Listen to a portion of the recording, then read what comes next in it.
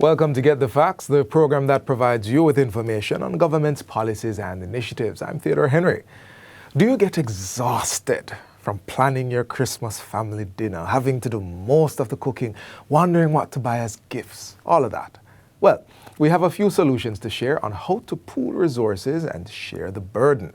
My guest, Dr. Olivia Rose, is a licensed sports psychologist as well as a life coach. Welcome to the program, Dr. Rose. Thank you for having me. Let's jump right into getting some facts here. Now, it's the holiday time. It's the holiday time. Festive season. Family and friends and food and happiness.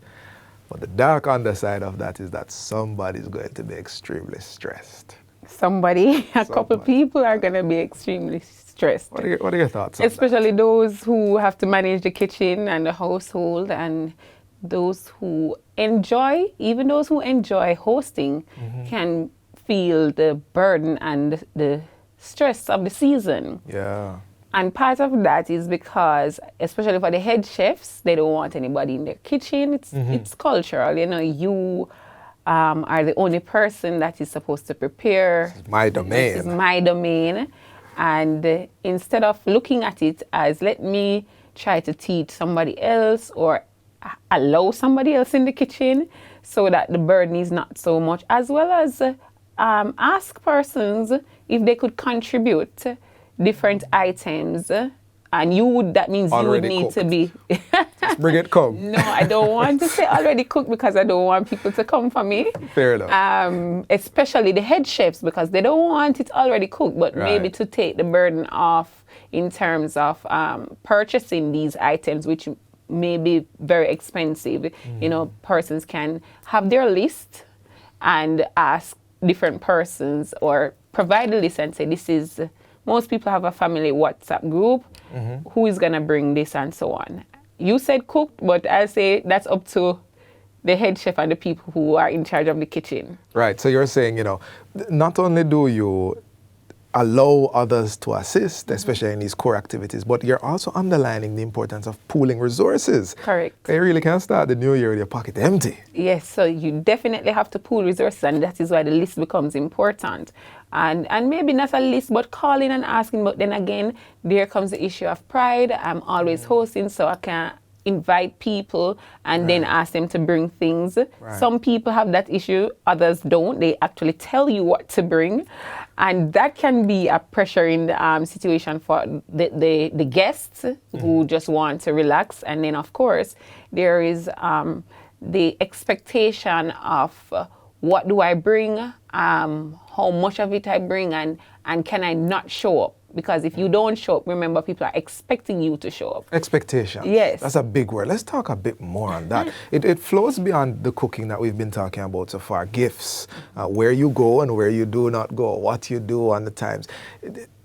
So far, you've helped us with the idea of you've got to take inventory of yourself. Correct. But there's a lot of culture riding on this, Dr. Rose. Yes, I'm really happy that you mentioned the cultural part, because especially as it relates to visiting family and friends during this time, particularly for the middle class, it's a middle class phenomenon in terms of as soon as one member of that family becomes partially successful, meaning they just get the first job or something, there is an expectation that is implicit and explicit that you are to help out everybody else, even before you are able to fill your cup. Santa Claus comes back to the country. Well, Santa Claus sometimes, yes, and probably poor Santa, right? So, and this is an expectation that maybe is like I said, it can be implicit, meaning, you know, this is something you take on yourself, as well as it is explicit. People let you know what you're bringing for them. You're coming from Kingston, and they think it's from another part of the country, another part of the world, and even those coming back from overseas, they have that kind of pressure as well. So it's important for us to manage our expectations. Also, to tell family members, it's okay, you can come and visit even if you don't have anything, right? I mean, I know some people are not going to be comfortable with that. And then some people too, even when that invitation is extended, so come as you are, they feel that I know better than to come as I am, because Probably as you drive off, you hear, or probably as you fly out, you hear. But Dr. you Rose, know? I want to just dress back a little bit. So you're saying it's not even just about the person who's feeling the pressure, but the people who are normally the recipients can ease the pressure by saying, it's okay. Yes, but that pressure is not easy. You know that, right? And which is why, unfortunately, and even though it's unfortunate, it helps to preserve some people's mental health, where you have to love from a distance, because it becomes very overwhelming for some people. And this is where boundaries become very important, and loving people from afar, because some expectations, no matter what, won't ever be met, and you don't want to be in this festive season feeling like a failure. Right. So pooling our resources really in terms of managing our expectations and physical resources, where you don't have to, we live on an island, yes, and I know sometimes we take that literally, but we don't always have to be so independent. We can ask for help, and we can also delegate responsibilities and entrust people with serious activities that they need to carry out, or tasks that they need to fulfill during the time. Especially, let me add this one, we all can't leave at the same time. Some people, in Jamaican terms, you know, they eat and leave immediately, right? That's not how you want it to and say it. that's But not how I want to That's say it. all right. But We you understand. Yeah, we're on TV, it's Christmas. So I'm just saying, stay back and help to clean up. Because that part also is very overwhelming sometimes. That's pooling resources and too. that's pooling the resource that your human capital for cleaning up, right? And then you have those who opt for disposable dishes and so on, and cups, so that there is not a lot of washing up to do. But please stay back, and if you can, help in that way, because that too is, as you said, pooling resources. There is a day after the holiday, and so people need to be able to survive this period without starting the new year overwhelmed. You had mentioned visiting families and close friends. There are many people who will be not staying, for example, in town, but heading back to country. And what you had said is that perhaps carpooling might be useful there. Very much so, carpooling. But the challenge with carpooling is that people want to leave at different times. Right. But it also will help on fuel and the expensive tolls. Yes. Right? Yes. So carpooling is definitely one of them. And also finding out from people what they want. So some of the gifts you provide may not necessarily be the gifts that people want. And you could have saved and you could have saved your resource, right, and pool it in another way. That would be more beneficial to the recipient. Got you. We're getting some interesting things here, but we are at the break, so stay with us. We'll be right back.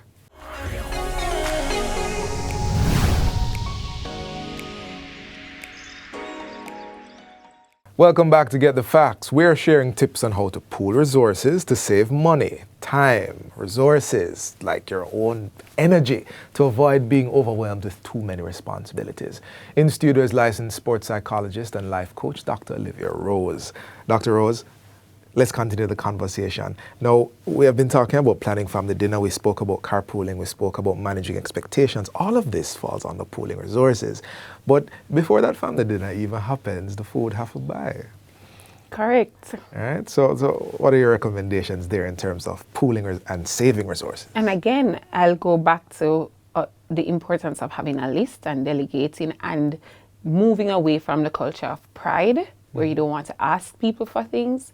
Let them know that these are the items. You can't force people to purchase things, though, please. Right. It's about, especially during this season. Yes, but you cannot not show up empty-handed all the time and expect, because you do have some of those persons. So as we are pooling resources, it could be cash donations as well. You know, this is what it's going to cost, which is why it's very important. And I'm sure there have been several series put on by JIS in terms of budgeting. Right. You know, so that you don't overspend, and then you know based on what the budget is, who you want to contribute what, or what is needed. And then we can all collate from there. And wholesale shopping comes in very handy here. Wholesale shopping is hectic. It comes in once you can manage the stress of that. But you have some people, by the way, who absolutely love that kind of hustle and bustle and so on. They absolutely love it. So you know your family members differently. You know who will just send the check or wire the money. You also know who would be better able to manage the streets and so on. So that's a way in which you identify people's strengths and resources and pool them together to make a nice family evening outing that's enjoyable for the season. Right. It sounds like one of the big strategies is, you've said it 2 times already, make the list, but also ask. Talk to people. Because I figure a lot of people sit with the pressure, but don't ever actually ask. Right, because we're operating from the premise that they should give, and they should, in Jamaican terms, again, have conscience. Right? Or don't say it. Those things, they may have conscience, but you've never asked, so they think you can afford. So that's another thing in terms of pooling resources, that people are honest with what it is that they are going through, what it is that they expect. Again, going back to managing expectations and just being true about, listen, I'd like for you to help with this. Don't assume that I always have it. And so on. I mean, you don't need to say that part, but you're saying, can come across. Yeah, asking. Right. Being okay to ask. We didn't start the interview with this, but I think now is the perfect time to do it. We've discussed the do's, but when you don't do this, what are the disadvantages, the psychological impact of going through this much pressure financially, physically, mentally in the holiday season, and its impact on your new year? Well, there are several impacts that if you go through this immense level of stress, you may also, as you've said earlier, start the new year empty. And then again, there have been so many memes about January waiting on that paycheck and so on. So you January don't want has 8 to, weeks. like, January is a very long time, right? And because of that, it's important for you to, again, set boundaries, manage expectations, and if it is possible, because again, depending on what you normally do, sometimes you can say, this is what I normally do, but I'm going to try something different.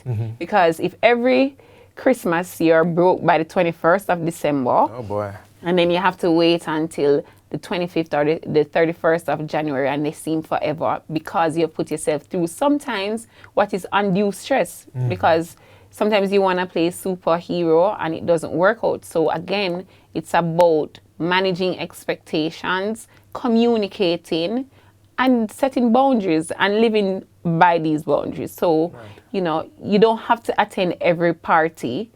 You don't have to attend every gathering, especially if the gathering is going to require something from you.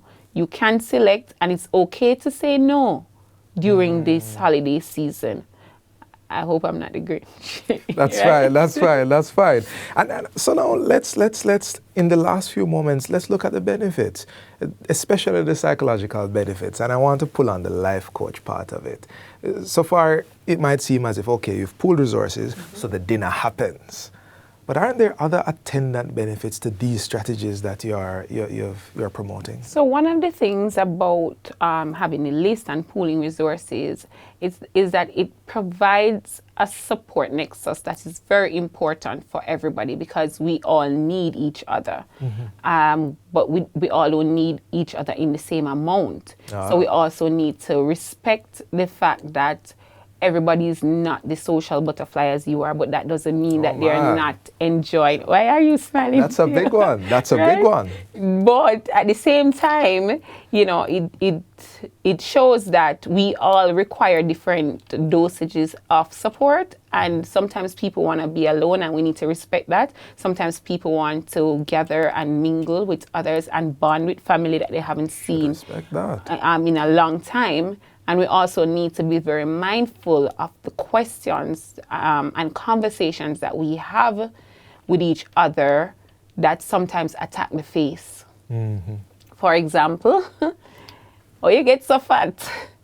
Or, you lose all the weight, Classic or Jamaican right, we custom. don't want to be attacking the face, because once you start doing that, and there are several other questions, it now can become a trigger for somebody, and this is where psychological breakdowns will happen, and then people want to stay away from these gatherings. So let it be an atmosphere of love, bonding, pooling of resources, helping to clean up afterwards, not eating and going, right? Right. And enjoying the season, and not entering into the new year broke. Totally broke, or as we would say in Jamaican parlance, pop down. Right. I love how we have coached this conversation of pooling resources far beyond just the monetary, you know, the people resources, the emotional resources, energy, and all of that, and possibly even resulting in a stronger and more resilient life and family.